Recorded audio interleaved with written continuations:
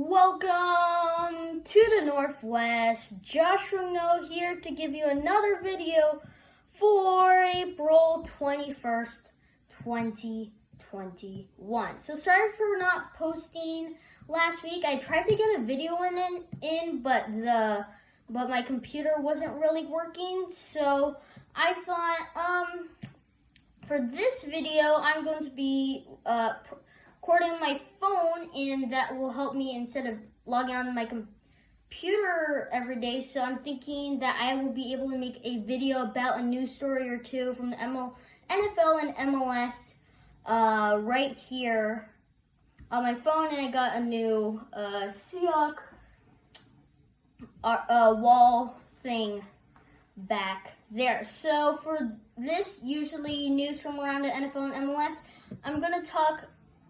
Instead, I'm going to have, because just now, NFL owners now approved a new series of rules that will affect the Seahawks for the 2021 season. Now, before we start, I will also be using these quick videos on my phone for pregame stuff from the Sounders and postgame, as well for the Seahawks when they have their games in August and September. Next Sounders game is on Saturday against LAFC, and I just want to say before, I was really surprised that the Sounders were able to get a big win over Minnesota United 4-0 to get that first win in the win column. So let's begin with the video. So the owners rejected, first off, proposals from the Baltimore Ravens for a full-time sky judge, which would be a referee that would see from the sky, of course.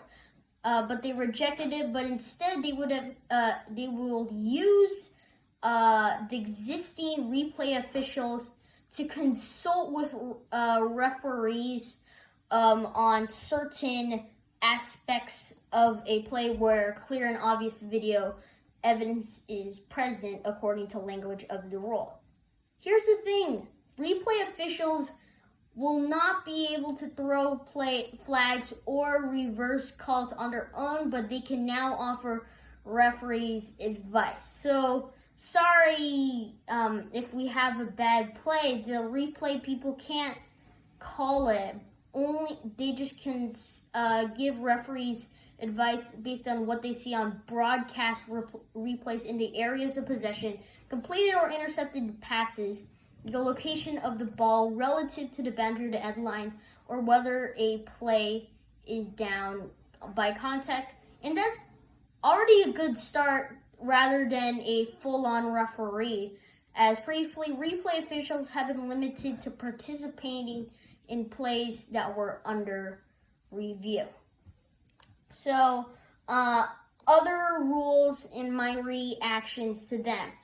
Big one, approve of a relaxation of rules for the numbers that players of certain positions can wear.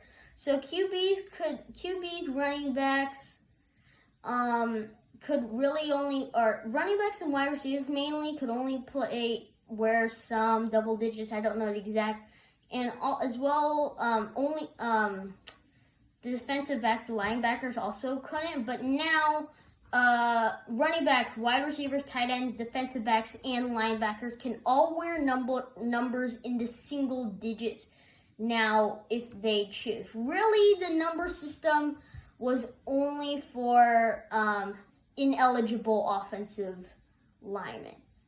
But based on pre-existing NFL rules, if they want to change their numbers this season, they will have to buy out the whole inventory of NFL's manufacturing partners. That's a ton if they just want to change their number. But this wouldn't happen if they give notice this year that they want to change numbers next year. So if they want to change, so now relaxation of numbers, even though they didn't really need to at all. Now, here's a big one. They approved a 1-year experiment in an attempt to make it easier to recover onside kicks. So in 2021, the receiving team on kickoffs will be limited to 9 players within 25 yards of the ball. So last season, this rule is due to because last season NFL teams recovered only 3 of 67 onside kicks, the lowest total and recovery rate since at least 2001. As a result, the Eagles proposed that teams will be given an option to gain 15 yards, basically a 4th and 15 from their own 25 yards to retain possession after a score, but I think that rule was rejected. So they tabled a rule that would be expanded the area which players are prohibited from blocking around the waist, which would limit people just grabbing on their legs and possibly hurting them. They said the reporter from ESPN said that there is enough support to pass the rule now, but several teams have questions that will take some time to address. That will be revisited next month. They eliminated overtime in preseason games, which is really good, as we'll only need 3 preseason, though it might be a little bit bad if for new. Already, it's bad for new rookies from later rounds to get on the team now because they have fewer chances. Overtime, though, it gives players rest, but it limits even more time that rookies and other backups need if they want to become a starter. Now, they changed the rule that will now force a loss of down if 2 passes are completed behind the line of scrimmage. I think you guys may know where that came from. Tom Brady throwing 2 passes against the Rams, so it'll just be incomplete if they throw the second one. They approved the rule change that ensures the enforcement of all accepted penalties during successful tried attempts, defined as an opportunity for a team to score 1 or 2 additional points during one scrimmage down. So I think it doesn't change much. It's just making sure that all penalties are enforced during extra points. Let's see.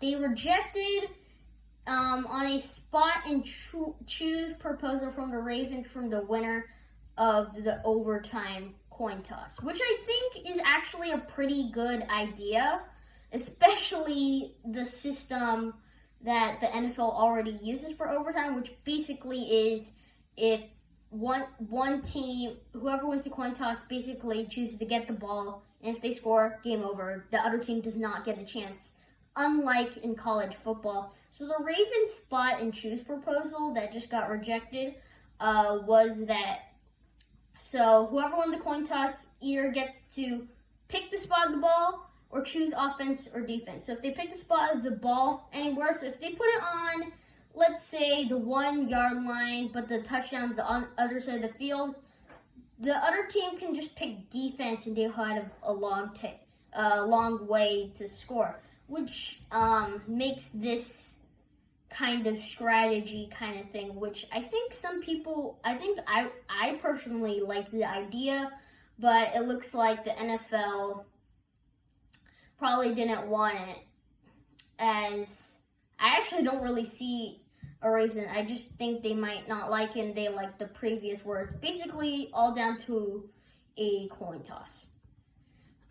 So they decided to include taunting among its points of emphasis for 2021. So the reporter clarified that the emphasis would be directed not at celebrations, but toward acrimonious interaction among players. Basically, I don't know if it's like a rule or something, but no taunting, but it's not directed at celebrations, but at players. So, tabled a proposal from the Bills that will push back interviews from general manager and head coaching positions until after the championship rounds of the players, and would have prevented hires until after the Super Bowl. It will be further studied. That's a good issue from the Bills as well, because they lost some people before the championship round of players,